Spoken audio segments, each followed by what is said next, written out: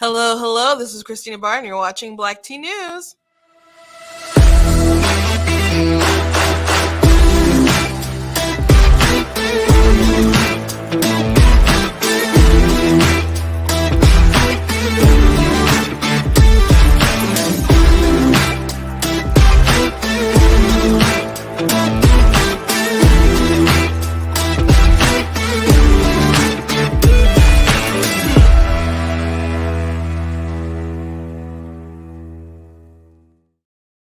Hello, hello. Welcome to Black Tea News. I'm your host, Christina Barr, and today we're going to be talking about still some follow up with the Trump raid, which the FBI doesn't like being called Trump raid. And actually, there was I think it was live on MSNBC. They were watching it, and then they had someone on there talking about how they don't like to be called that. And the whatchamacallit, the thing at the bottom that scrolls and says the Chiron set was said like Trump raid, and all of a sudden it changed to search warrant because they're like, it's not, we don't like when you call it a raid. We're just executing a search warrant. But some of the things that they were doing, they had over 30 agents there who were like in plain clothes. They kicked out Trump's lawyers. They said you can't be here, which what? So they wouldn't let him like be in the residence while they were doing it. They're going all around. They spent hours in Trump's private office, and they also went through like Melania's wardrobe and stuff. And of course, I mentioned yesterday they cracked into the safe, and some people are like, why didn't they take the safe and try to get a warrant for what was in it, or what were they only really looking for the things that they claimed that they were looking for? I don't know. Some people speculate that there's other things involved, or they were looking for things. Trump even is alleging in some regard that they could have possibly planted something. Who knows? They spent a lot of time there at Mar-a-Lago, and people on both sides of the aisle are noting that this is a crazy thing that has happened, and they better have a better reason other than just looking at the archives. So we'll be looking at that today. The White House, Merrick Garland, they really need to come out strong to try to get rid of any sort of whiff of impropriety. They are not doing that. As a matter of fact, Jean Pierre, the press secretary, she said something yesterday. I was like, man, this really sounds like a lie. It really sounds like y'all lying. So I'm at least gonna play that clip for you guys. Also want to talk about Serena Williams is retiring from tennis, and I'm not much of a sports person myself, but she said something about, and people are like, oh yeah, the GOAT took some time out to really talk about an important issue, because she had mentioned that if she were a man, she wouldn't have to give up sports like tennis and make the decision between having a family. And she's up there in age. She would have to be making that decision pretty soon anyway. So it seemed like a really bizarre thing to say, and I just kind of want to walk through it. Also, there's a really gross story about a woman who helped her daughter have an abortion at 23 weeks. 23 weeks is, that child is viable at 6 months. And the press is all up in arms because Facebook gave them data through Messenger that like them talking about the crime. And because at first they tried to pretend like the woman had a stillborn birth. And so all the headlines are like, Facebook gave this data, like Facebook is evil. And it's just like, this how you're covering the story when they illegally did this at home abortion on a viable baby? Like, it's very strange. So I want to go through the actual story because I'm sure people will hear about it, and it's something that's going to make waves or has been making waves on social media. And I just want to correct the record there. So please make sure before you get started that you go to blacktnews.com, check out different content that we have on the website. I did post just a couple minutes ago, went live with a pretty long article detailing some stuff about the raid, and just noting things about the judge, things that are just really inconsistent, as far as if there's some real targeting here, which it feels politically motivated. And that's an unfortunate thing with the White House and Merrick Garland not coming out to reassure people that this is it's not routine. It doesn't matter what happens. They screwed the pooch. So this is wrong. It shouldn't have happened. Um, but they should be jumping in front of the story, trying to like assure the American people instead of like being pretty dodgy about it. Biden was dodgy about it, and press secretary is pretty dodgy about it, and I don't believe Garland has yet said anything from what I have found. But things could always change while I was prepping and then actually doing the show. But we'll see if there's any update. I'm sure I'll mention it tomorrow.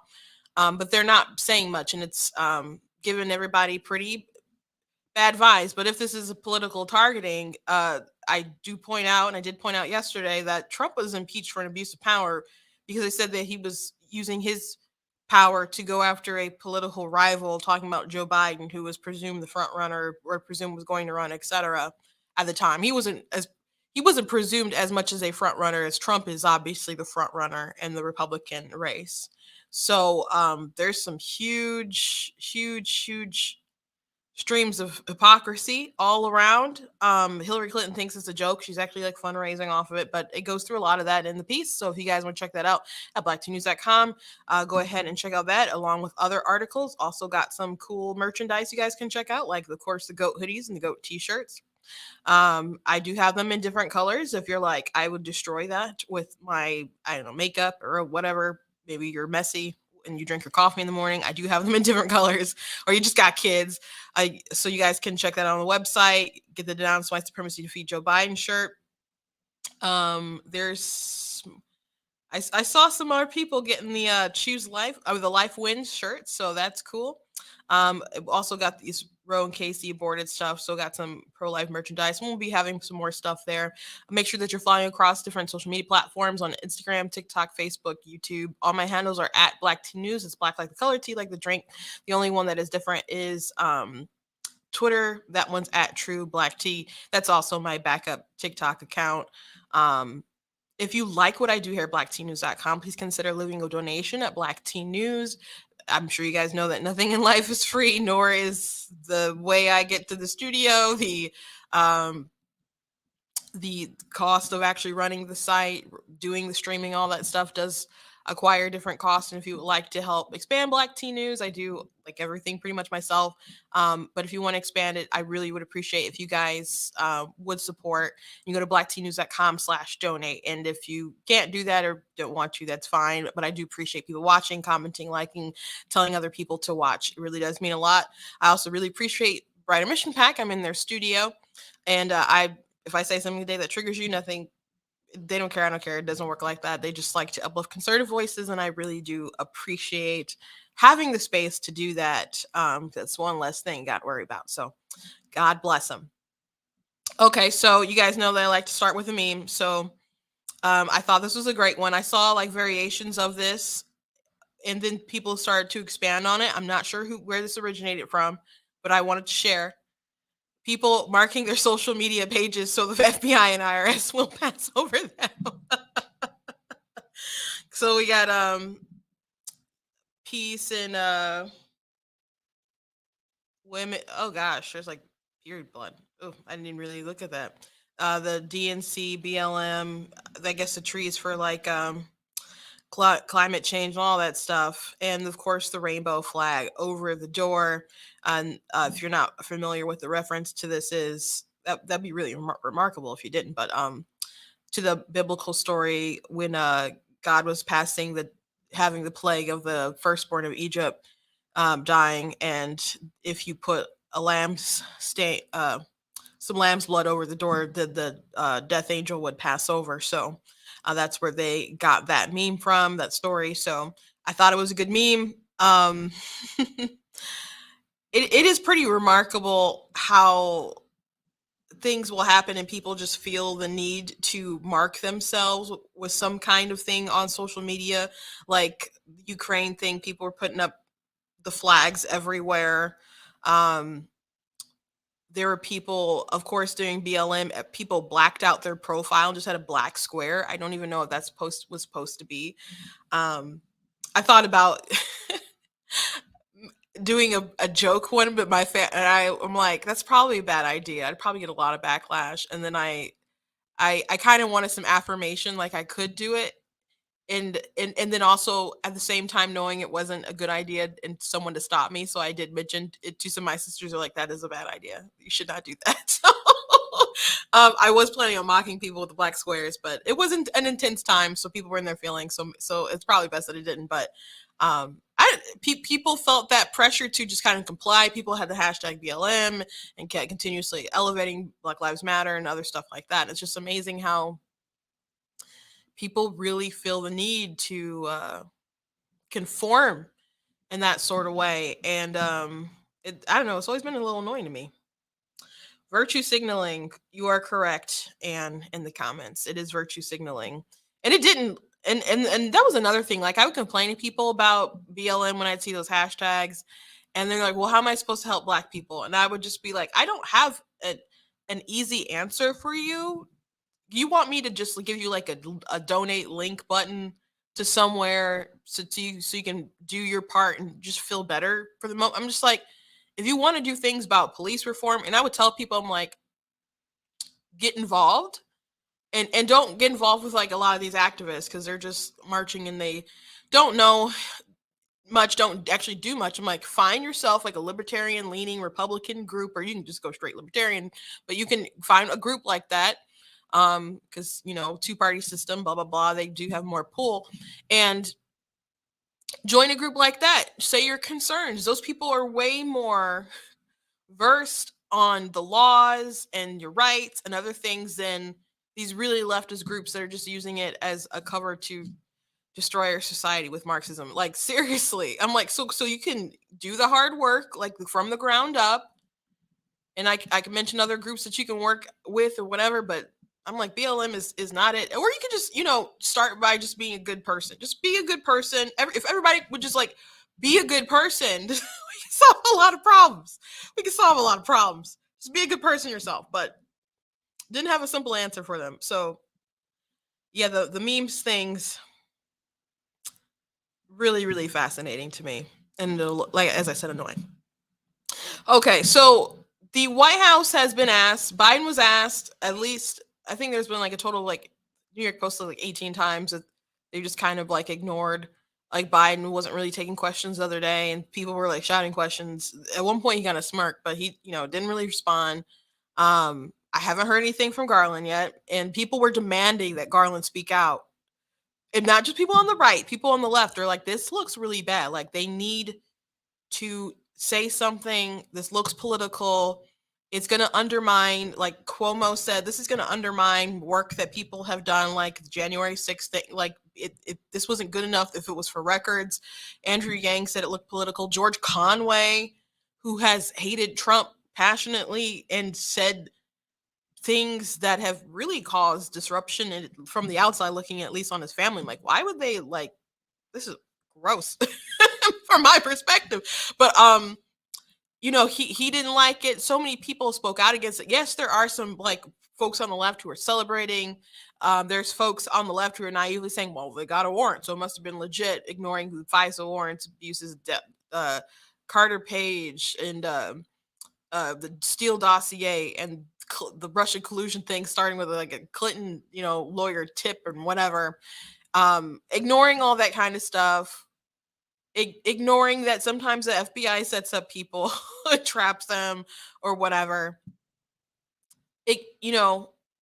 Not everybody does stuff on the up and up, but people are even saying, well, they don't raid innocent people's houses, or they don't. And I'm like, what?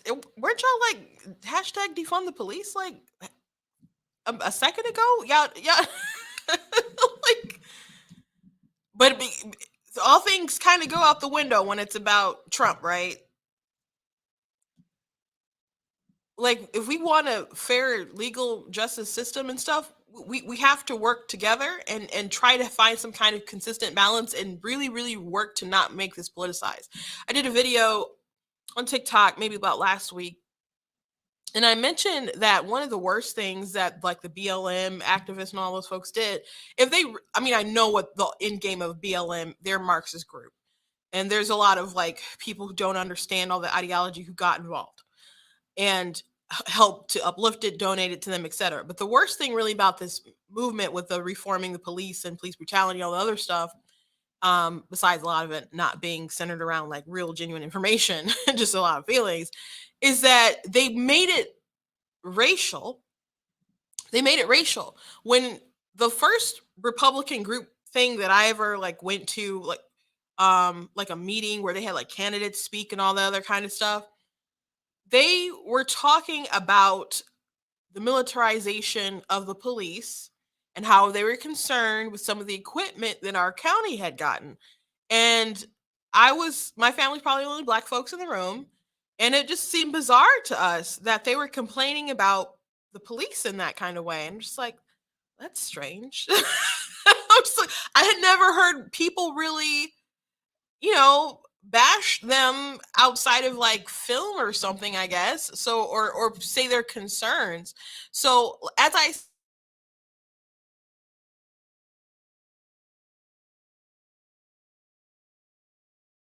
most popular people like within the party at the time, at least in the realm what I was dealing with in my county, but they they were listing their concerns. So it's not new information to me that people being concerned about the police, even like folks on the right. And like I said, people like them really know your rights. There was a program that the Michigan Republican Party, the Detroit office, they would have folks come in to help people, learn their rights with how dealing with police, or they would have stuff about expunging people's records and help folks all sorts of different ways. And they want people to be empowered so they are not overrun by just local tyranny that can happen. So people of all races care about that kind of stuff, but by politicizing it and make it just like oh, this is a black thing specifically, and they're like, well, this stuff happens to white people too, and they're like, no, it never happens to white people. And I'm like, are you kidding me? There's like video. And then people start questioning, well, why don't you know about this stuff? Why is it that they only politicize things when it's like a particular ethnicity? Why is that? Why is it if it was a white person, it's never going to make the news, or they find out it's a white person that just kind of drops from the face of existence? Why is that? And people start questioning it. It just continues to build the divide. So if you want to be more productive with it, you need to get beyond the race and just solve the problem. So that was a huge problem that they made. And then someone like heard everything I said and was still like, well, it is racial. And I'm like, bro, no, white cops kill white people too. And there are more white people than black people. And instead of saying just shut up and follow my lead, you get more done if you said, why don't we team up and work together? You would. But their goal, I don't maybe some people's goal is safety, but a lot of people's goals who are driving all this is really about the destruction of society. So people got to know what they're working with. By the way, there was a story, and I had heard it on the news. I just didn't realize how much it was floating around. But there was a story about a couple Muslims who had been killed in Albuquerque over the past couple months. And so Biden had tweeted out when he had heard about it and said something about they need to stop, you know, hate. And people were saying it was a hate crime, etc. It turned out it was another Muslim man. I believe he was upset about something with his daughter marrying a different kind of Muslim. So it wasn't, if people thought it was like some hate crime hick in Albuquerque or somewhere killing Muslim folks, that's not what it was. I don't know how deep the story will go. It was trending a little bit earlier, but I definitely don't see it now. People were pointing out that it wasn't a hate crime as people were assuming. There's a lot of people who just do crimes of with people they're familiar with. There's people who do crimes of passion, like a lot of like the trans crimes. They say they flip out about, and they're like, oh, people are targeted, trans people. A lot of those are like folks that they know. Some of it has to do with the professions that folks will be in. Like if you're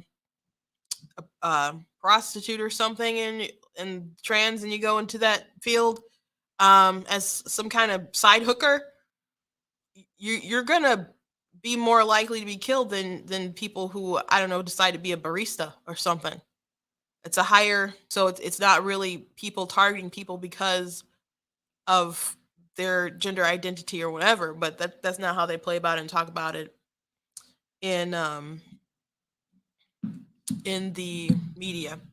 But anyway, let's play this clip from the White House press secretary as she was asked about what happened, the raid, and Michael Knowles pointed out when he saw this clip, he's like, you know what? There was a chance I didn't think these people knew anything about it. But after this, he's like, I'm pretty convinced they knew about it. And I don't want to let my bias take over, whatever. But I'm just like, this is just really looks like a really bad lie. You guys can let me know what you think in the comments. Can you tell us anything more? Was he watching the news? Was he scrolling Twitter? Did someone in his staff flag it for him? I can tell you this: he was not aware of the was it the Mar-a-Lago raid? I don't know what you guys are calling it before it happened. So I can. What is you don't know what people are calling it? Just seemed like really, really bad overacting on her part right there. Michael Knowles pointed out it kind of reeked of Hillary Clinton when they asked her about her server and wiping like her emails, and she's like, wiping what? Was like a cloth or something? And it's like, you must know a little bit that they're using different things. Like, she's not a moron. Hillary Clinton is a lot of things, but she's not dumb. I don't think this press secretary is the brightest bulb, and she's definitely not qualified for her job. Or I'm not gonna say she's not qualified for her job, like as far as a resume or something. She's definitely not good at her job and shouldn't have it. And I think that was like evident going into it, that she shouldn't have been promoted to that. But diversity hire, what can you do? But it just screamed of overacting, and it would be unfathomable that this was just like a lower level thing that they're like, oh, we're gonna raid a former president's house and it not go up any kind of chain and it not make its way to at least Garland, if they didn't decide to consult the White House or any sort of aides or at least about it or anything like that. I would assume it would be to protect Biden to shield him from being involved in that. Because it's not a small thing what happened, obviously. And you can tell by the reaction that so many people are having on both sides of the aisle that it's not a small thing. Now there's some pundits who are some sycophants who are gonna be like, oh, it's not a big deal, and oh, they must have had good reason, and all, et cetera, blah blah blah. But there's people who are like, this is not good. And then there's people who are mad at people for speaking out, like Andrew Cuomo. I think it was Axios who had some kind of headline like "Disgraced Andrew Cuomo weighs in" or something. And then Stephen Miller just pointed out, like, who writes for The Spectator. It's like, you guys hosted Cuomo, you uplifted him, you et cetera, blah blah blah. And it's just amazing how they turn on folks. Now he did have to resign for something that's awful. I mean, sexual harassment, but I still maintain that that's not the reason why he actually was forced out of office. I mean, he was not good to people, like he was mean to people, but that's not something that's new. And there were other people with political ambitions trying to climb up the ladder to claw their way up the ladder. But I think he was getting a lot of heat for the nursing home scandal, and they didn't want it to draw attention to other people who had nursing home scandals in other states, like Gretchen Whitmer and Wolf and Newsom, somebody else um, that I'm missing. But I don't think they wanted to draw more attention to that, to other people, because they were talking about it like he wasn't alone in that. And of course he like did some cover up sort of stuff with it, it seemed like. So people were digging into that. People were talking about it early on in the pandemic, and the mainstream media just waited like a year basically to really dig more into it. So I think he had so much heat that they allowed other things to come to surface to force him out. That's why I think he's no longer the governor. But as far as how he handled COVID, there was a lot of people who uplifted him. He had his book. He got an Emmy for his briefings. So this was their guy, but they're mad at him because he's pointing out the obvious. People are mad at Andrew Yang, who is no longer a Democrat. He was like forming some, I don't know if he's forming a party, but joining a party with some ex-disgruntled Republicans and forming something. And they're like, oh, look at this. I'm like, does he still believe in universal basic income? Because I'm not joining Andrew Yang's party. But he's like, it looks political, it looks really bad. And people can see that from both sides. So the White House not coming out strong and just I don't think that they would condemn it, especially they keep saying it's an active investigation, so they're not going to comment. So I don't expect them to condemn it. They just be like we're looking into it. This is a pretty serious thing, and say something along those lines not to just at least give the illusion that they didn't have anything to do with it or that they didn't rubber stamp it, because that's what people are feeling, and that's what it's looking like. Especially when they pretend like, oh, what are you guys? Stop. Just stop. Just stop. Anyway, let's move on to this horrific story, this abortion story that the media is talking about. So there was a story about a woman who had a daughter who had an abortion, and the media, the different headlines are Facebook gave Nebraska cops a teen's DMs so they could prosecute her for having an abortion. That's the different headlines that are out. There's a lot of different headlines of sort of that blaming Facebook. The truth is, a mother performed an abortion on her 23-week pregnant daughter at home. They burned and buried the body. And then they talked about the crime that they committed over on Facebook DMs, which were obtained by a search warrant. And that this is a sort of way that the media talked about it and how it trended. So, yeah. So LifeSite News talked about it. So I'm going to go ahead and read their article because it's something that's being talked about, and you might run past somebody who doesn't know the facts of the story because they're going to use stuff like this to be like, aha, see, they want to make sure that they prosecute these women for having them. And it's like, well, they're not even prosecuting the daughter, but the baby was viable. And it's really dangerous to do abortions on women with the pill that late at 23 weeks. So it's dangerous. So grandmother allegedly kills her 6-month-old unborn grandbaby, buries the baby's body to hide the death. A Nebraska woman is facing felony charges for allegedly performing an illegal late-term abortion that killed her unborn grandchild and put her pregnant daughter's life in danger. CBS 14 reports Jessica Burgess, 41, of Norfolk, Nebraska, allegedly obtained abortion pills for her 17-year-old daughter in mid-April and gave her instructions about how to take them. Later, police said she helped to burn and bury the aborted baby's body.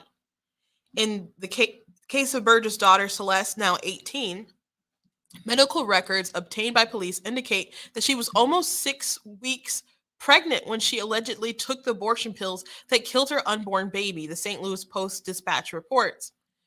Abortions are legal for any reason up to 20 weeks in Nebraska, and pro-life laws exempt pregnant mothers from punishment. However, pro-life laws do allow abortionists and untrained individuals to be prosecuted for killing unborn babies, and especially in the case of untrained individuals, putting the pregnant mother's life in danger. So 20 weeks is pretty far.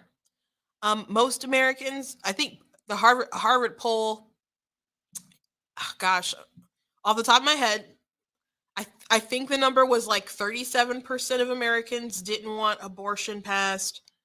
Well, they didn't want abortion unless it was like rape, incest, life of the mother, and then there was like 20 something percent didn't after that didn't want it past 15 weeks. So majority of Americans, really don't want abortion passed, especially not up to this late 20 weeks. That's barbaric. But Nebraska allows up to that for any reason. And she had an abortion at 23 weeks. In 23 weeks, your baby's viable. People are like, well, I don't think you shouldn't kill it after it's viable. Some people say that, but they don't actually believe it. I think viability is so stupid because at the end of the day, it's still in the mother. So if you feel it's her body, then why not allow her to have the abortion? I don't think it's a good standard. I mean, my standard is it's at conception, you should be protected, but I think viability is really stupid. But most people think at viability, it's can survive on its own. Let it. You might as well have the baby at that point. It's just a little bit longer, and and she didn't have to raise it. They could have came up with an adoption plan.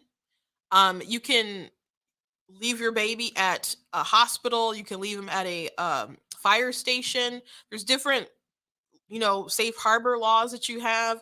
As a matter of fact, a couple days ago, there was some kind of article that was like listing different safe harbor laws, and there are leftists who were upset about it. And Allie Stuckley point out, she's like, if you want to know how awful these people are, just look at people under like this story and see how people reacting to just information on how you can give up your parental rights or not be involved in the child's life if you don't want it and it's an unwanted baby to you, and know that someone else will like take care of it, make sure it gets a home, etc. And just not kill it. And folks were upset about it, but people were upset about pregnancy crisis centers, so we should not be surprised, I guess. um Late term abortions are more risky for the mother as well, and some states that allow late term abortions require that they are done by a licensed doctor in a hospital because the risks are so high. Which sometimes you go to abortion clinic, they're not some states don't have good enough regulations on what is done in the clinics and who can perform them at different clinics. According to CBS, Jessica Burgess charges in Madison County District Court include performing or attempting an abortion at greater than 20 weeks, performing an abortion when not a licensed doctor, removing, concealing, abandoning a dead human body, concealing the death of another person, and false reporting. That's another thing too, because they did lie about what happened to the baby. Celeste Burgess also was charged with removing, concealing, abandoning a dead human body, concealing the death of another person, and false reporting. According to the report, both the mother and daughter recently pleaded not guilty. A third individual, Tanner Barnhill, 22, admitted that he helped the Burgesses bury the baby's body. According to police, he pleaded no contest to a misdemeanor charge of attempting to conceal the death of another person. The report states police said Barnhill told them that the Burgesses tried to burn the baby's body before they buried it. When police exhumed the body, they said that they noticed burn marks or thermal wounds.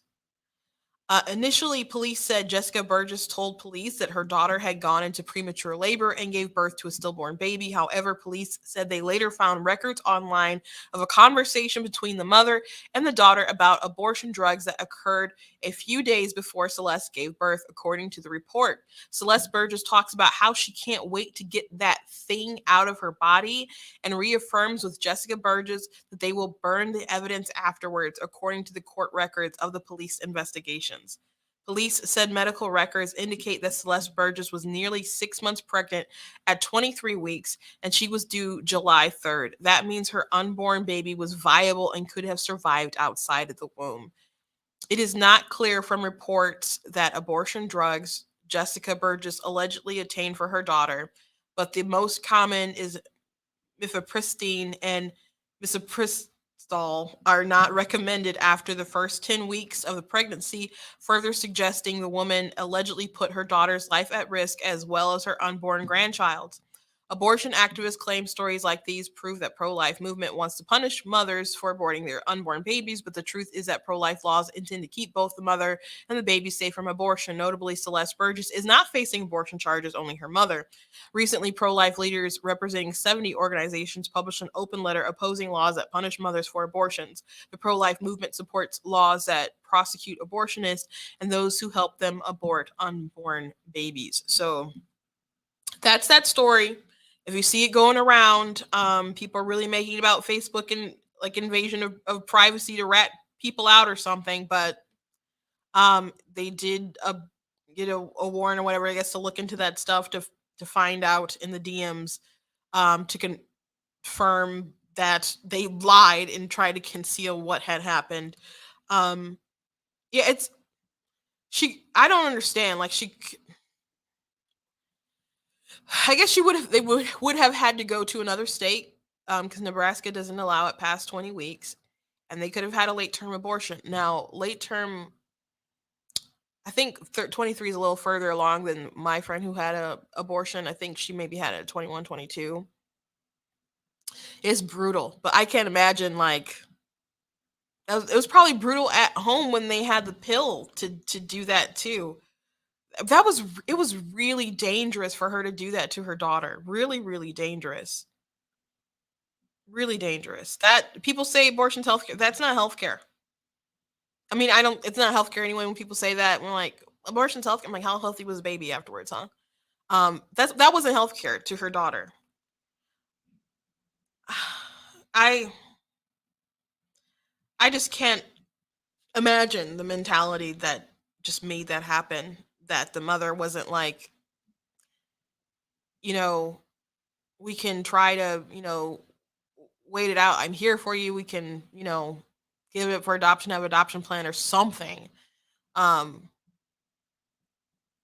was just all the wrong choices. Just all the wrong choices.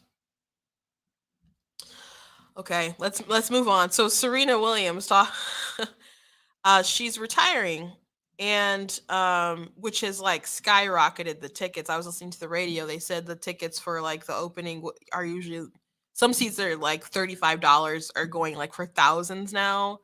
Because it's gonna be like her last opening. But CNBC is reporting about a comment that she made that if she or what were a woman, she wouldn't have to choose between being an athlete like this and being a mother. And she's 41, so I don't know how much longer she planned to play, but it just seemed like such a bizarre thing to complain about. Serena, so this is from CNBC, make it Serena Williams on retiring at 41. If I were a guy, I wouldn't have to choose between tennis and a family. Tennis legend Serena Williams has been a fierce advocate for gender equality, both and off the court. And when she announced her retirement from the sport Tuesday morning, she made an important point about the unique sacrifices women must make in their careers.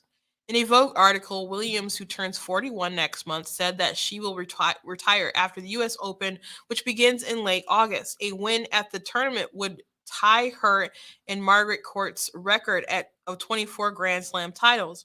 I have never liked the word retirement, Williams wrote in an article which was transcribed from her conversation with Vogue contributor Rob Haskell. Maybe the best word to describe what I'm up to is evolution. I'm here to tell you that I'm evolving away from tennis toward other things that are important to me. Williams cited her family as the main reason why she will step away from the sport, writing that her 4-year-old daughter, Olympia, wants to be a big sister. Williams has been married to Reddit founder Alexis Ohanian since 2017. The desire to expand her family, however, wouldn't be a career-ending move if she were a man, Williams points out. Believe me, I never wanted to have to choose between tennis and a family, she wrote. I don't think it's fair. If I were a guy, I wouldn't be writing this because I'd be out there playing and winning while my wife was doing the physical labor of expanding our family. Maybe I'd be more of a Tom Brady if I had that opportunity, Williams wrote, pointing to football legend Brady, 45, who has 3 children and played in the NFL for 22 seasons before announcing his retirement in February, before changing his mind and announcing that he would be returning for his 23rd NFL season just 1 month later. So she's about So Brady's like retiring age. He's just like a beast of an athlete. He's like he's human. I almost said not human, but he's up there and he's just like, well, when I suck, I will quit, you know. But they're close in age. 40, she's 41, so she is getting up there to the point where she's gonna not be as quite what she used to be. So she'd be thinking about that sooner or later. It's just a bizarre thing to complain about. It's just like a buyout. Who are you complaining to? Like God? Who are you complaining to? The natural order of life? And if she's talking about the labor of physical labor of expanding the family, is that anything? Does she mean that anything other than the actual like child labor, carrying the baby, having the baby, then having to work it out and get back to like tip top shape? Um, because I mean, people do that. If she means like having to stay home and mother, she's super rich. She got money herself. She's married the founder of Reddit. They could, they have a bunch of resources to help rear children, but a lot of people do, especially like really rich people, those I'm thinking about Kevin Samuels and high value men. Some of them want like women who will mother the kids themselves and not have nannies and other people do it.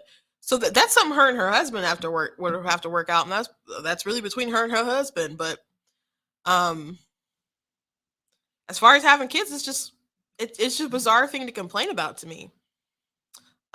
Especially when she's had such a great career. She's at 41 years old. She could, have the baby, get her body back, and whatever. It's not the same, obviously. Like a man can just plants the seed, kind of moves on with life, but that's just a biological reality of different gender roles. It's a really weird thing to complain about. Don't get me wrong. I love being a woman, and I've loved every second of being being pregnant with Olympia. She said, adding that she was one of those annoying women who adored being pregnant and worked up until her due date, which included winning at the Australian Open in 2017 when she was 2 months pregnant. Williams endured serious health complications after the birth of her daughter, including a pulmonary embolism that left her bedridden for several weeks and postpartum depression. Now, gosh, I do remember when she had her baby and there were complications, and I think she almost had died. Like they were pretty severe complications, but that's kind of what's floating in my memory about how severe it was. And one day I was watching Fox News, and someone was talking about all the great work that Trump has done, and they were talking about, and this is obviously while he's president, and they were talking about all the great strides in the Black community, how he's given money but to historically Black colleges, how the Black unemployment was so low, and maybe they mentioned like stuff like Step Act or whatever, just different things, just going on like a laundry list. And then Richard Fowler was on, and he's like, yeah, but there's still more to do. Like Serena Williams almost died in childbirth. And I'm just like, what was Trump supposed to do? Was he supposed to be in the delivery room? I'm just like, we're blaming the president now for complications during pregnancy? Like, that's so bizarre. Like, yeah, he got them tax cuts passed, but did he deliver a baby? Like, it was so weird that was his talking point. And I'm like, it'll just never end. Man just can't get any credit if he gets to literally blame for Serena Williams of all people, because this woman is rich, right? So it's what is Trump supposed to do that Serena Williams can't do for herself? Like, there are some complications that women will have when they are pregnant, and as a matter of fact, they will get, your pregnancy and stuff will get riskier the older you are. So she realizes at this point in time she has like a narrow window if she wants to go ahead and try to have another child. But people encourage women so strongly to seek out their careers and to put life and motherhood on the back burner, and then they have pregnancies when they're older, when they are riskier. So if people want to have families, people will remember her as one of the greatest tennis players of all time, really changing the game, how people perceive the type of people who can go into that field and do that sort of thing. My dad really tried to get me into tennis. I really is a strong term, but he did mention it a time or two, and probably because of Serena and Venus. But the most important contribution of her life is going to be that child and her role as a mother to that child. So Ben Shapiro has this great speech or rant or whatever, but people took it and played it on TikTok and put it into different videos. He talks about, women are not going to look back at their life and just be like, oh, I should have clocked in another billable hour. Like that thing is not going to fulfill you at the end of your life. And Jordan Peterson talked about how he was having a debate with a woman who was a news anchor. She's very accomplished and she wasn't married or anything like that. And he just said, like, he wasn't trying to down her. He was just talking in general, and her face kind of changed as he was talking. He's like, I think when you're older and you're looking back at your life and you're in your 50s and 60s or something like that, and you're looking around and then there's no kids, it gets very lonely. And you could kind of see her face change a bit, and it's true. Like, we prioritize, they seem so important in the moment, but looking back, like, is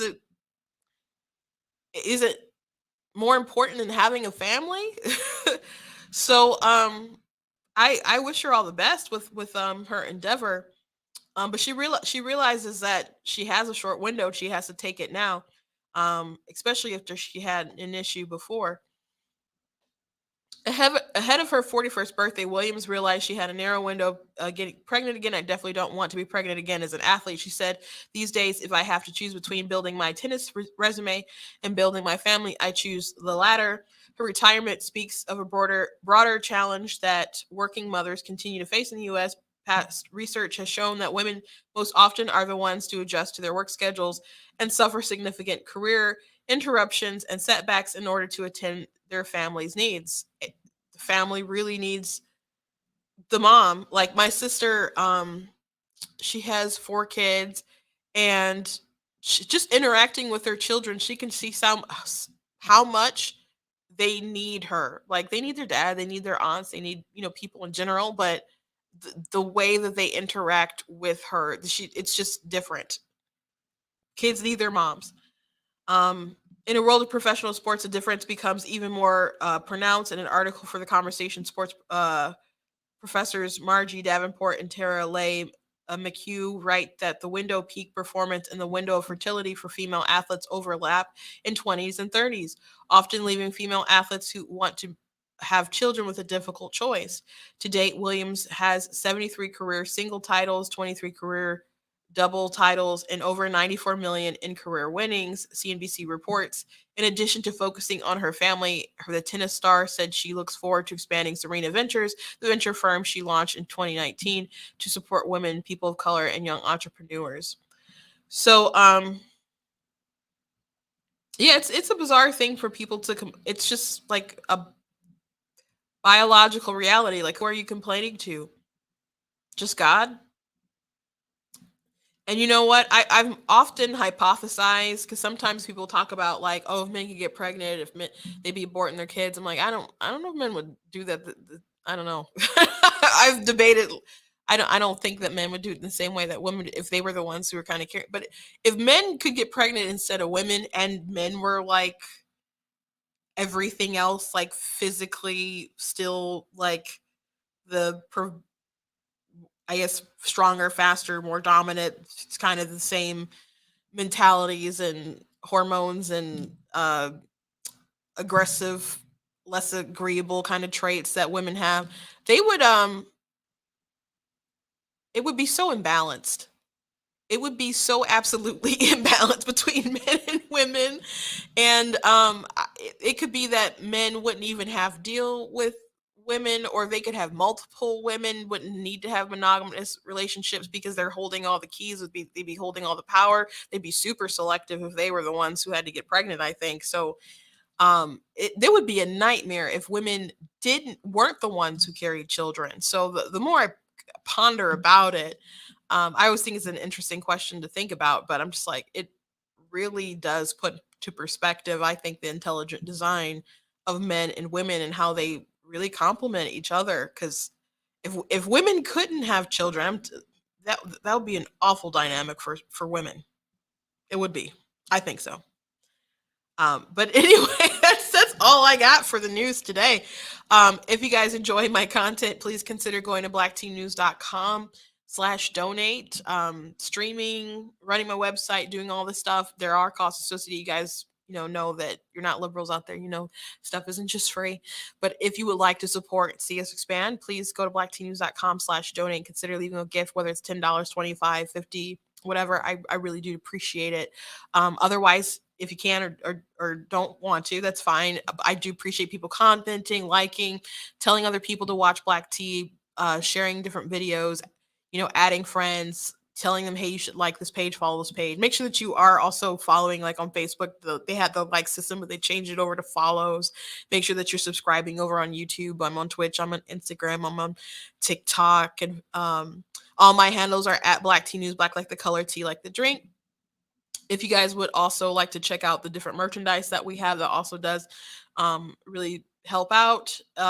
We have the goat hoodies, goat t-shirts. I do have them in different colors.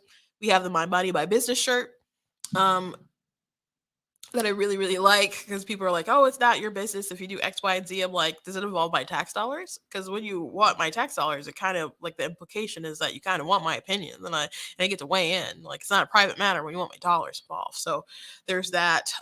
And also got the Make Crack Wacky in Trump 2024 shirt. And also gonna show these as well.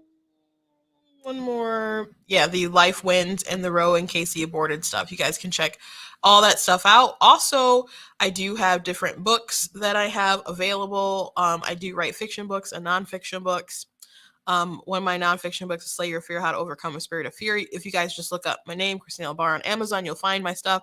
I do also write children's chapter books, and I have different young adult novels, and I just write a range of things. I love to write. I'm still working on my abortion book, my book about abortion, and it's about Christians and how they shouldn't support abortion, other stuff like that. But there's a lot of different topics and things in there, not just like debunking a lot of scriptures that people like to take out of context. It talks about the Numbers 11 scriptures, life of first breath. It talks about the sovereignty of God. That's what a lot of people don't seem to understand or comprehend when they talk about it. Like, how come God can kill people but I can't? I'm like, are you serious? Are you serious? It seems like a weird, like, you just repeat the question a couple times and maybe the answer's in there somewhere. But it covers that, but also talks about why we need objective morality and why we also need to really have clear standards. And even if you don't think that objective morality exists, or that we have intrinsic value, it goes through why we should at least pretend like we do. Because if you get to make subjective sort of points of when I earn my value and you have subjective opinions on what's moral or not, I don't know what you're going to do to me. I don't know what you'll do to me. I don't know what you allow the government to do to me. So it's in our best interest to try to find the most neutral sort of ground where we can protect each other. And there's only 2 points that make sense. One is conception and one is after you're born. And that's monstrous. after you're born. Conception is the most consistent, fair standard. And I explain why. So I'm working on it, and I will let you know when that goes up on pre-order and everything. And if you're in the Michigan area or don't mind the drive, I'd like to have like an event.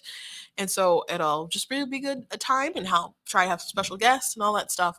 So thank you guys for joining me today, and I will see you tomorrow.